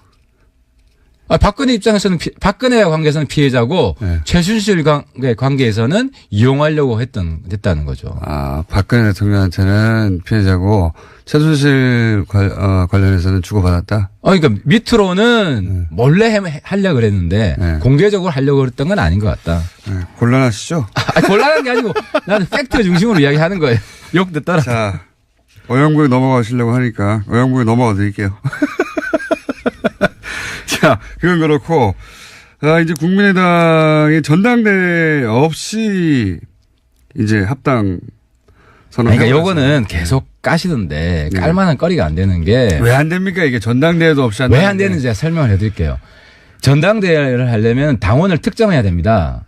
근데 그 박지원 대표 민평당 측에서 결정적으로 잘못한 게 네. 창당 준비위원회를 먼저 결성을 해가지고 네. 징계를 받을 만한 빌미를 줬습니다. 빌미 준 건 맞아요. 그죠. 그러면은 그쪽 발기인으로 들어간 1000명의 당원이 이름이 중첩되는데 네. 이 부분, 이 사람들을 징계해야 될지 말아야 될지 결정을 해야 되는데 네. 개인정보 공개를 안 해주니까 결국 이중당적 될 사람들이잖아요. 그럼 이쪽에서 징계해서 당원 자격을 박탈하면 되는데 네. 그걸 안 해주니까 전당대회를 못 연 거죠. 열 수가 없었던 거죠. 열고 싶어도. 요게 팩트예요. 그렇게 말할 수도 있고요. 빌미를 주니까 아싸 전당대회 골치 아픈데 하지 말아야지. 일단 그 전에 박지원 대표 측이 결정적으로 이번에 전략 미스한 게 그쪽 창당을 너무 서둘렀어요. 그러니까 창당준비위원회를 국민의당 전당대회 전에 한 건 완전히 패착이에요. 그러니까 이쪽 전당대회 후에 했으면 네. 전당대회 무산시킬 가능성도 있고 민평당 측에서 승리할 가능성이 남아 있었는데 네. 승리할 가능성을 스스로 봉쇄했다. 이 부분을 어쨌든 지금 짐 싸들고 다 나갔잖아요. 오늘 나가죠. 네. 오늘 창당대회 하잖아요. 뭐 그렇게 지금 안철수 대표 측을 변호하고 하시는 건 다 변호하는 게 아니라 전략 이해하는데, 내가 네. 처음부터 이야기했지만 바른정당은 박지원 대표 하기에 따라서 흡수 통합될 수도 있었어요. 네. 박지원 대표가 바른정당 통합에 앞장섰으면 어떻게 됐냐. 결과적으로 우리 당에서 합칠 수 있는 사람과 못 합치는 사람이 또 반분돼 가지고 일부는 국민의당 흡수되고 일부는 또 떨어져 나오고 독립하러 이렇게 해서 박지원 세력의 주도권이 보장이 됐을 텐데 이거를 반대를 해주니까 바른정당이 그대로 그리고 국민의당에서는 좀 그나마 좀 안 대표 헤게모니가 강화되는 방향으로 그러니까 지금 박지원 대표가 입증이 됐잖아요. 지금 미래당 통합의 1등 공신이 박지원 대표예요. 그러니까 이거는 네. 박지원 대표가 잔 기술은 굉장히 발전해 있는데 큰 기술이 없다라는 게 이건 자인을 해야 돼. 결과적으로. 그건 그렇다고 쳐요. 그거는 이제 박지원 대표도 여기 구조로 나오시니까 그때 한번 여쭤보세요. 네, 대표님 본인의 입으로 해명하면 되는 것이고 제가 이제 잔기술 말씀하시니까 하니까 국민의당의 안철수 대표 측의 잔기술은 눈부셨어요 이번에. 근데 명분이 있었다는 거예요. 그러니까 명분. 저도 그 부분이 참 우려됐어요. 네, 예를 들어서 봐요. 이제 원래 당원은 전당대회에서만 개정하는 거 아닙니까? 그렇죠? 원래 자기들 당원. 그런데 전당대회를 열지 않았어요. 그러면서 뭐라고 하냐면 당원을 개정하면 즉시 효력이 발생하는데 그러니까 그런데 이런 질문 자체가 뒷북치는 거야. 다음 그러니까 대회에 추인한다. 앞뒤가 서로 안 맞아요. 공장장님이 좋은 건데 네. 이거를 지금 큰 그림에서 봐야지. 역사의 큰 흐름이 바뀌고 있는 거고. 큰 그림 이거 아닙니까? 보수 동네 가가지고 자기가 짱 먹겠다는 거 아닙니까? 안철수 대표가. 그걸 위해서 다 이런 무리수를 둔 거죠. 뭐. 아니 보수 동네에서도 일부 올 거예요. 네. 우리는 이제 정말 박지원 대표한테 고마운 게 네? 한국당을 괴멸시킬 수 있는 미래당이라는 좋은 수단을 제공해 주신 것. 이게 그러니까 하나 있고. 거기를 무너뜨려서 또 하나 이쪽이 깨질 거라는 건 왜 생각 안 해요? 민주당도 네. 지난번에 안희정 사태에서 보듯이 친문과 친한이 싸우고 친문과 친 이재명이 싸울 수 있습니다. 물론 그리고 그런 일이 벌어질 수 있습니다. 그리고 우리는 언제든지 열려 있습니다. 특히 그럼 싸워서 미래당으로 간다고요? 아니 그쪽에도 옵니다. 왜냐하면 이게 어떤 흡인력이 있냐면은 바른정당 사람들은 네. 한국당에 얼마 안 되지만 괜찮은 사람들을 흡수할 수 있는 잠재력이 있고 요 국민의당에 있는 사람은 민주당 쪽에 괜찮은 사람들 흡수할 수 있는 아니 거기 왜 잠재력이 있는 갑니까? 거지. 지지율 낮은데. 앞으로 한번 보자고요. 그러니까 앞으로 한번 보자고요. 1단계는 한국당이 없어집니다. 한국당이 없어지고 사실 저는 민평당도 오래 안 갈 거라고 보지만 일단 뭐 이번에 창당했으니까 네. 감사하다는 뭐 덕담을. 그러니까 자, 이 디테일 그럼 빼고요. 네. 뭐 전당대회 했냐 아니냐 빼고 본질을 얘기하자면 안철수 대표가 합당을 하는 이유는 바른정당 좋으라고 하는 건 아니잖아요. 그죠? 당연히. 안 대표 본인의 미래가 있다고 생각했겠죠. 그렇죠. 그 미래가 뭐냐면 지금 이 진보 진영에서는 자기 자리가 점점 좁아지고 없어지니까 그리고 문재인 대통령하고 민주당이 그쪽은 다 먹어버렸다고 생각하니까 그러니까 이쪽으로 조금 보수적으로 옮겨가지고 앞으로 자유한국당도 잘 안 될 것 같으니까 지방선거 끝나고 나면 그때 이렇게 쑥 모아서 자기가 거기 보수의 적자가 되려고 하는 거면 새로운 그러니까 보수의 적자. 이제 그거를 그거 맞죠? 이걸 이렇게 얘기한 게 그거 맞아요. 맞습니까? 아니, 안 맞습니까? 박지원 대표 측이 안철수 대표를 엄청나게 키워줘 버렸다. 내가 이번에 부산 컸어요. 아니 컸어요. 부산 가니까 안 대표 완전히 다르게 봐요. YS처럼 봐요. 센 정치, 화끈한 정치. 아니 굉장히 저렇게 사람 만나는 폭이 좁으신 거 아닙니까? 아니 이게 부산 사람들 화끈한 거 좋아하는데 확실히 싸우는 거 좋아하고 내 그게 생각나더라고. 그 우리 옛날에 전대엽 노래 있을 때 조금만 더 쳐다오 시퍼렇게 날이 설 때까지 안 대표가 시퍼렇게 날이 섰어요. 엄청나게 두드려 맞아가지고 혼자 섰겠죠.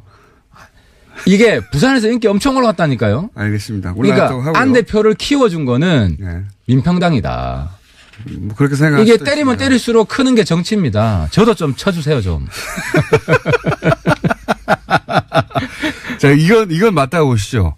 안철수 대표가 거기 가서 새로운 목소리 적자가 되려고 하는 본인 계획, 그렇게 될지 안 될지는 이게 차치하고. 제가 본인 이제 계획이 공장장님 이거죠. 보고 네. 이 소설을 쓰는 건 필요하죠. 한데 정치는 쪽대본 정치입니다.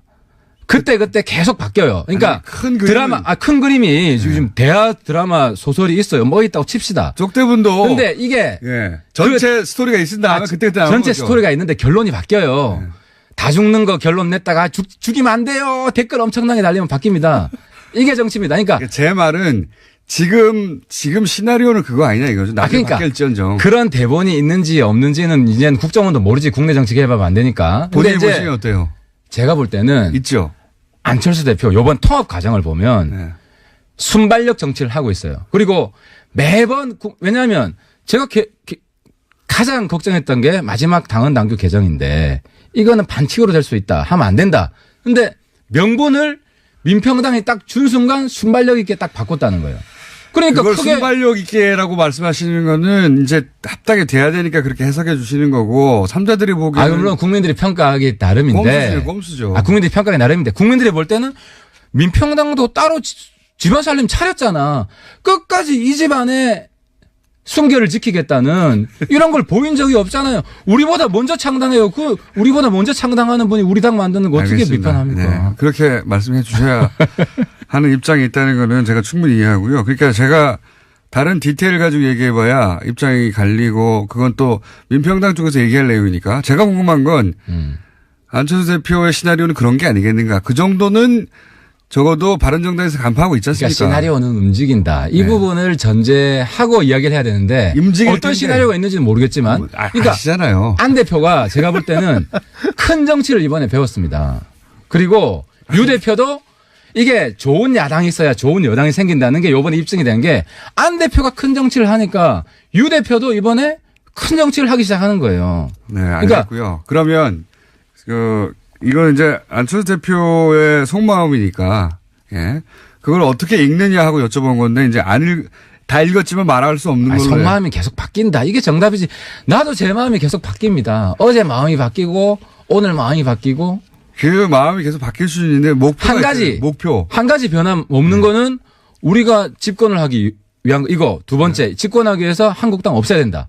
자, 그건 알겠고요. 그리고 민주당보다 민주당에 좋은 사람들 우리가 품을 수 있어야 된다. 알겠고요. 이런 기본적인 원칙은 가는 거죠. 그러면 안철수 대표의 입장은 또 안철수 대표 측으로부터 듣기로 하고 그걸 어떻게 해석하느냐를 물으려고 하는데 그걸 답을 안 하시니까. 그러면 유승민 대표 쪽 입장, 바른정당 쪽 입장을 얘기해 볼게요.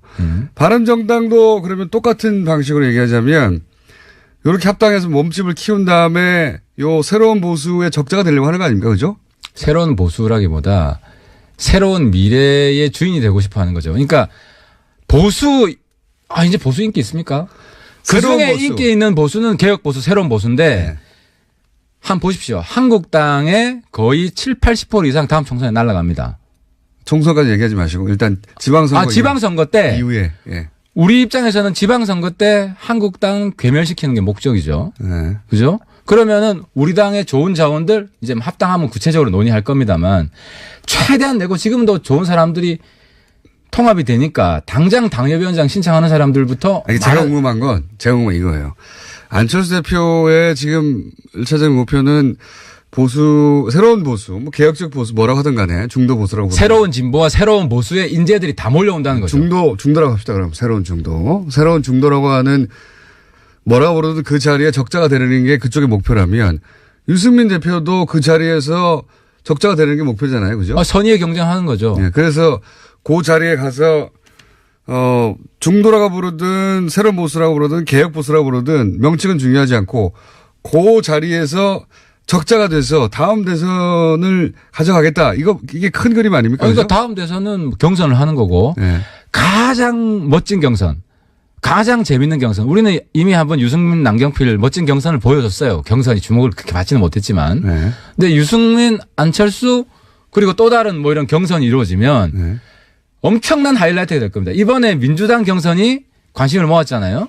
그죠? 네. 근데 다음 경선은 미래당 경선이 가장 큰 관심을 모을 겁니다. 그러니까 제가 궁금한 거는 그러니까 미래당 경선에서 깨지는 거 아니냐? 그 말이 아니라 똑같은 말의 반복인데 유승민 대표도 거기 적자가 되고 싶은 것처럼 안철수 대표도 거기 적자가 되려고 이렇게 나온 거잖아요. 그러니까 거기 2등하면 또 탈당하고 깨지는 거 아니냐? 좀 쳐치려고 그러는 거지. 아니 그렇다기보다 그럴 리가 없다니까. 그 정도 페어플레이 정신은 다 있고. 그 말을 하려는 건 아닙니다. 제 말은 이 노력 전체 양쪽 모두가 네. 다음 대선 먹으려고 하는 건데, 그죠? 그렇죠. 다음 대선을 먹으려고 하는 건데 여기 향후 20년 집권 플랜. 그러기 위해서 중간에 했던 일들 다 꼼수도 굉장히 많아요, 사실. 아니 근데 꼼수가 있다고 하더라도 명분이 있느냐 없느냐 정치는 그게 중요한데 이번 안 대표를 처신을 보면 명분이 있다는 거예요. 명분을 또 민평당 측에서 계속 제공해줘 왔다는 거죠. 알겠습니다. 네. 이 이야기는 도돌이 펴니까. 어쨌든. 이번에는 게임에서 사실 내가 이겼잖아요.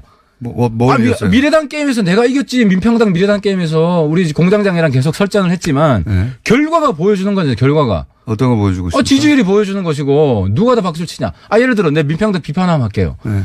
민평당 가고 싶어도 안 가요. 왜? 지도부 어떻게 꾸렸는지 보세요. 네. 그게 내가 실명은 안 거론하겠지만 그게 변화와 혁신을 위한 지도부입니까? 조백수 대표님. 네. 내가 아직도 기억나는 게 여기 와서 한미 FTA 내 기억이 나는데 들었어요. 그날. 아니 한미 FTA 재협상을 트럼프가 요구했는데 왜 문 대통령이 사과하냐고. 네. 거기가 무슨 친문이냐고. 그잖아요. 그 부분 조배숙 대표 사과해야 돼요. 한미 FTA 재협상 문 대통령 보고 사과하란 거를 조배숙 대표가 사과해야 됩니다. 비례대표는 어떻게 하실 거예요, 그러면? 네, 엄청 고민 많이 했는데 네. 이런 거예요. 출당 안 시킬 거죠. 이야기를 했어요. 개별 여러분들하고 얘기를 해보니까 왜 나가려고 하느냐. 네. 안철수에 대한 사적 감정이에요. 아니 이유가 어쨌든 한번 물어볼게요. 내가 안 시킵니까? 시킵니까? 안 시킵니다.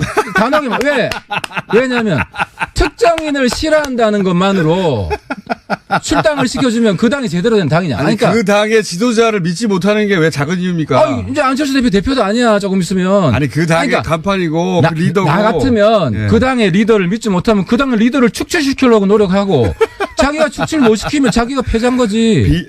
아니, 그리고. 말이 바뀐 거잖아요. 아니, 바뀐 게 아니고 내가 시간을 달라 그랬잖아. 솔직히 얘기하면은. 그 설득은 못 하겠고. 설득할 시간을 달라고 이유를 했고. 보니까, 개인적인 거야? 그럼, 이유는 안 된다. 그래서 내가. 출당 안 돼. 이렇게 아니, 이게 한 2주 동안 그분 개개인들하고 이야기를 해봤는데, 나가려는 이유가 공명정대한 명분이 없어요. 특정에 대한 사적 감정밖에 없어요. 사적 감정이 아니라. 우리는 안철수의 사당이 아니라 네. 미래당이라는 새로운 공당이고. 어쨌든 출당 안 시키는 거죠? 아니, 아무런 명분이 없고, 이런데 이거를 예를 들어 유승민 싫다고 하는 사람 넣으면은 네. 그 사람 출당시켜줘야 돼요. 그거는 공당으로서 갈 길이 아니죠. 기본적으로 당의 3분의 1을 차지하는 그 당의 얼굴이자 간판이자 리더 다음 대통령이 되겠다고 하는 사람 못 믿겠다는데 그게 무슨 작은 이유입니까? 사적 감정이지. 그러니까 자질이 없다. 못 믿겠다. 그러니까 다음 경선에서 안철수 대표를 안 밀고 유승민 대표를 밀면 되지 그분들은. 아니 출당 안 시킨 이유는 저쪽이. 그러니까 예를 들어서 우리 당 내에서는 강제 당론 투표도 없어요. 자기가 소신 투표하면 돼요. 하태도 바른정당에서 원래는 출당 시킨다면서요. 검토를 내가 해보겠다. 시간을 달라 그랬잖아. 그래서 내가 그분 개개인들하고 이야기를 해봤어요. 유승민 대표는요. 생각이. 유승민 대표는 제가 지금 설득해서 안 시키는 쪽으로 바뀌었어. 안 시키는 쪽으로. 아니 근데 너무 얄팍한 거 아닙니까? 얄팍한 게 아니라 이야기를 해보니까 뚜렷한 명분이 없는데. 이유는 출당 안 시킨 이유는 또 간단하죠. 저쪽 출동시키면 너무 커지니까. 그게 아니라 캐스팅 보드 그분들은 예를 들어서 우리 당이 강제 당론 투표를 안 합니다. 소신 투표를 충분히 할 수 있고 또 우리가 합리적이지 못한 그 투표를 하지도 않고 우리 당이. 하여튼 문재인 대통령이 도와줄 때는 우리가 도와주지. 아니 조배수 대표처럼 그렇게 억지로 반대합니까 우리가? 어쨌든 민평당이 반대하면 억지로 반대하지. 출당 안 시키는 게 거의 확정적이에요. 명분이 우리는 예를 들어 김연아 의원 같으면 탄핵에 찬성하고 반대한 뚜렷한 객관적인 공적인 명분이 있어요. 그분들이 무슨 명분이 있어요? 알겠습니다. 명분이 없는 걸로 하고. 아니 명분 물어봤으면 좋겠어. 안철수 싫다 이거밖에 더 있어요? 그냥 저 사람이 싫다가 아니라 신뢰를 잃고 자질이 없대잖아요. 그러니까 그럼 안철수 대표 안 찍으면 되잖아. 다음 그렇다고 안철수 대표가 신뢰하지 못하고 자질이 없다고 생각해서 그분을 출당시킬 수 있는 건 아니잖아요. 아니요, 그분들은 안철수를 출당시키려고 노력을 해보세요. 저는 맞겠지만, 그러니까 당이 하도 계속 얘기하지만 절이 싫으면 중이 떠나야지. 절 보고 자꾸 이사하라고 하면 안 되죠. 못 떠나잖아요. 이게 보내달라는 거 아닙니까?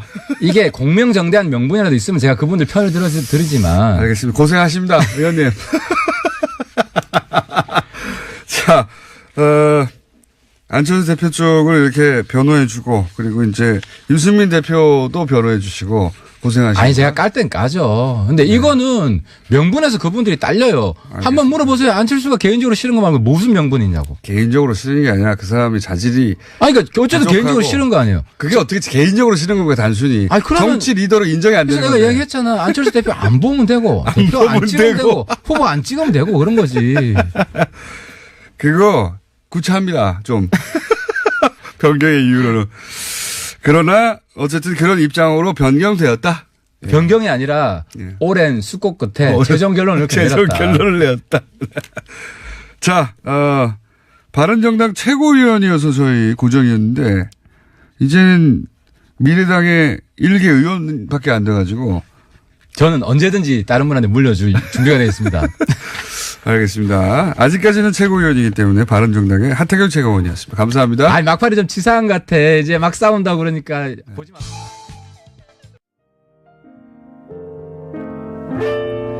불친절한 네이버 실검에는 정영식, 이재용 부회장 판결을 내린 부장판사님의 성함이죠. 정영식이 없고 다음에는 있음. 이상한 일이죠. 사법부 적폐 다시 촛불을 들어야 하나요? 열받아서 잠이 안 오네요. 촛불을 다시 씁시다. 이런 문자 굉장히 많고요. 촛불을 들어서 해결될 수 있을 일이면 촛불을 두는 것도 한 방법이죠. 자, 그리고 최문순 강원도지사에 대한 문자도 많네요. 저도 거짓말은 안 할 것 같다. 뭐 물어보면 모르는 건 다 모른다고 해버리시니까요. 그래서 평창 티켓도 예매했습니다. 생각해보니까 동계올림픽을 볼 기회가 평소에 언제 있겠어요. 그렇죠. 이렇게 생각하는 게 정상입니다.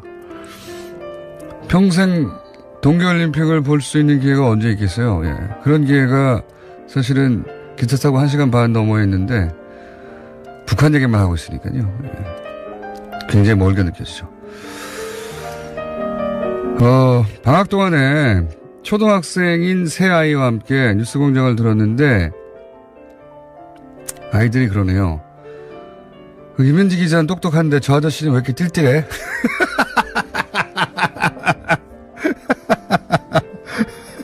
저렇게 띨띨한 아저씨가 왜 진행을 해? 그렇게 들리는군요, 초등학생한테는. 감사합니다.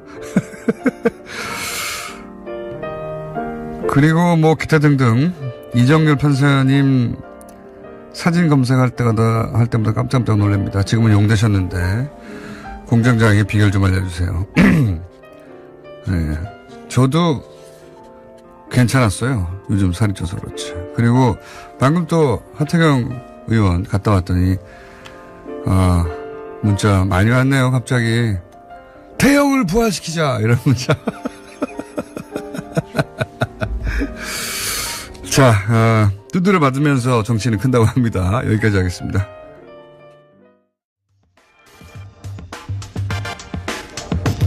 북한이 평창올림픽 대표 단장으로 김영남 최고인민회의 상임위원장을 보냈습니다. 이게 어떤 의미일까요? 정세현 전 통일부 장관, 까칠한 장관님 연결됐습니다. 안녕하십니까? 예. 이제 반응 안 하시네요, 까칠하다는 말에. 예. 그러려니 하시는 거군요. 예. 앞으로도 계속 하겠습니다. 띨띨한 사람에 대해서 무슨 뭐. 띨띨한 사람에 대해서. 그럼 제가 까칠한 장관이 오면, 예, 띨띨한 진행자라고 하세요. 자, 이 의미를 좀 짚어주십시오. 김영남 위원장은 직접 만나신 적도 있는 걸로 아는데, 김영남 위원장이 대표 단장으로 온다. 이게 어떤 의미입니까? 북한 입장에서 풀어보자면. 헌법상 국가 수반이에요. 예. 북한은 이제 공산당이 운영하는 국가이기 때문에, 공산당 국가이기 때문에 권력은 당 쪽에 있지만, 그러니까 김정은 당 위원장이 갖고 있지만, 예. 나머지 행정 분야, 뭐 행정, 사법, 입법 이쪽은 다 김영남 위원장이 총괄하게 되어 있습니다. 헌법상 국가 수반이에요. 그러니까 이런 국가 수반을 지금 평창에 보낸다는 얘기는 남북 대화를 상당히 앞으로 잘해보자. 뭐 격을 높여서도 해보자 하는 그런 메시지가 담겨 있고, 가능하다면은 펜스 부통령이 온다는 걸 확인하고 아마 보낼 거예요. 근데 지금 펜스 부통령과 만날 수 있는 여지가 있는지 그것은 좀 두고 봐야 되겠지만, 어쨌건 미북 대화에 대한 강력한 의지도 담겨 있다고 생각합니다. 그러니까 미국으로 치면 대통령 대신에 넘버 투인 부통령이 오는 것과 비슷한 급이 오는 거다 이렇게 생각하면 되는 겁니까? 그렇죠. 직접 만나보신 적도 있지 않습니까? 한두 번 만났죠. 어떤 사람인가요?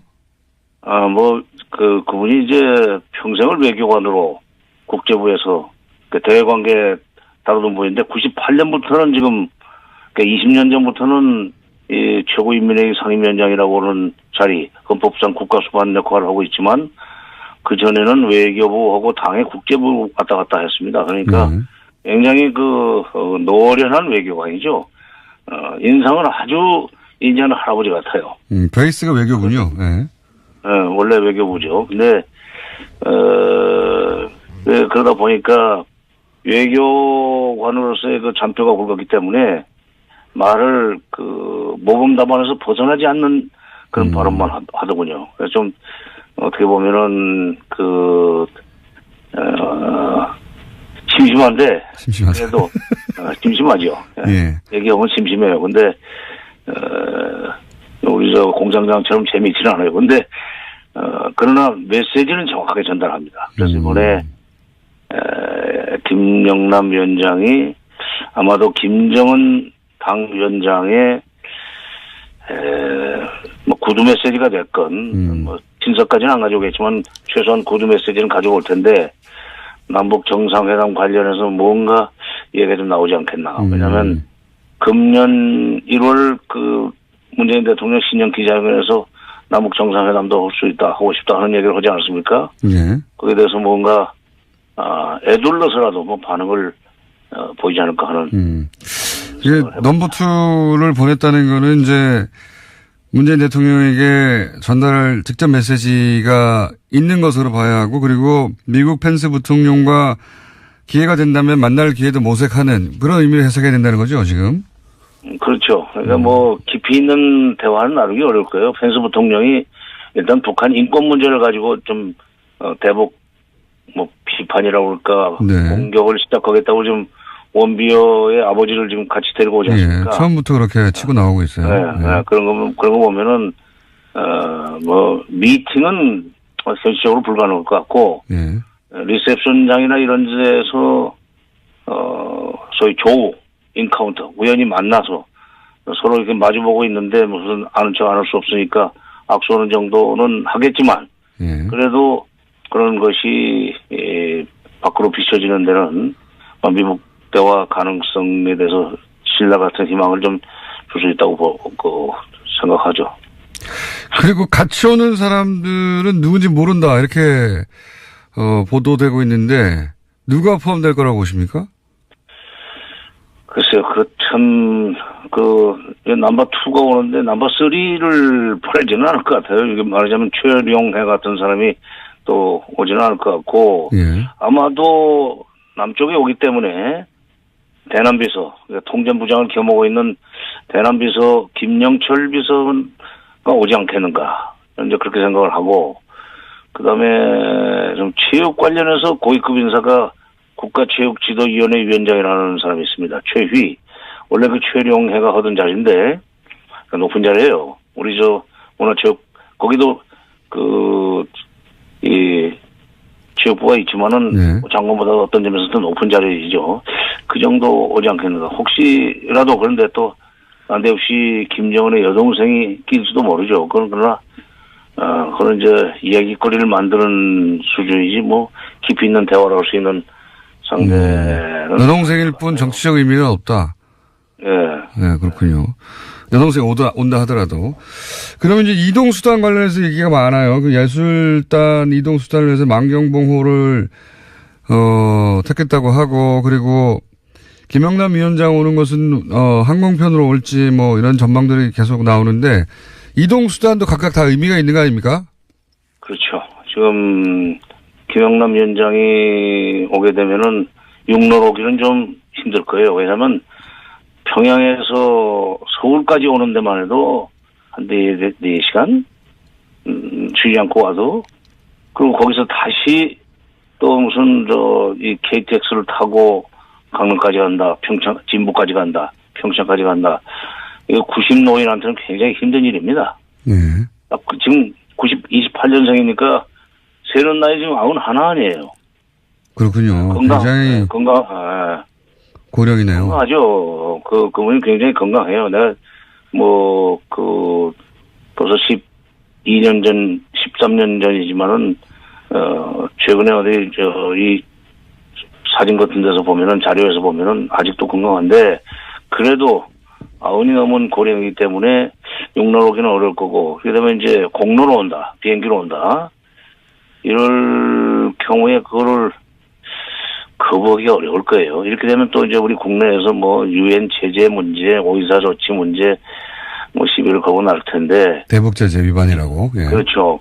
기왕에 지금 만경봉호 오는 것까지 받아들였기 때문에, 뭐 공로로 오는 걸 거부하기 어려울 거고, 이거 가지고 논란이 더 이상 안 일어나는 게 좋습니다. 왜냐하면 요즘 평창 올림픽을 평화올림픽으로 만들어 보자고 하는 취지에서 북한이 이렇게 상징성이 높은 사람도 뭐 보내고 그러는데, 거기다 대고 계속 무슨 절차 내지 과정상의 문제를 가지고 분란을 일으키면 제3국 남의 나라 보기에도 좀 창피하죠.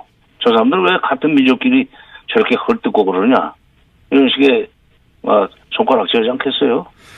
이거 어떻게 보십니까? 아베 총리가 우리나라에 와서 문재인 대통령하고 만나면 바로 올림픽 끝나자마자 한미 군사훈련 빨리 하라고 요구할 거라고 하던데 이거 너무 주제 넘은 거 아닙니까? 주제 넘은 게 아니라 지가 왜 그런 데 나서요?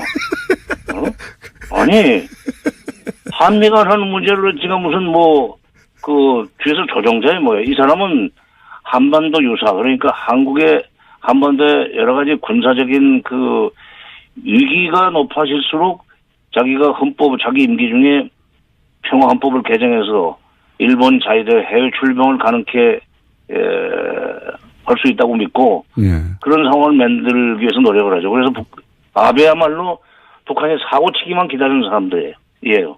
함정 파놓고 빠지기 기다리는 거지. 근데 이게 한미연합훈련 한미가 알아서 할 일이고 그런데 왜 가짜않게 일본 총리가 나서가지고 훈련을 재개해야 된다는 얘기를 넣어서 합니까? 문재인 대통령이 거기에 대해서는 큰 한미 간의 문제이기 때문에 당신은 빠져있으라는 얘기로 단호하게 얘기를 할 필요가 있다고 생각해요. 그런 말을 할 수 있다는 발상 자체가 이게 말이 안 되는 거 아닙니까? 남의 나라 군사훈련을 가서 내가 빨리 하라고 말을 해야 되겠다. 이렇게 보도가 돼서 제가 여쭤보는 건데.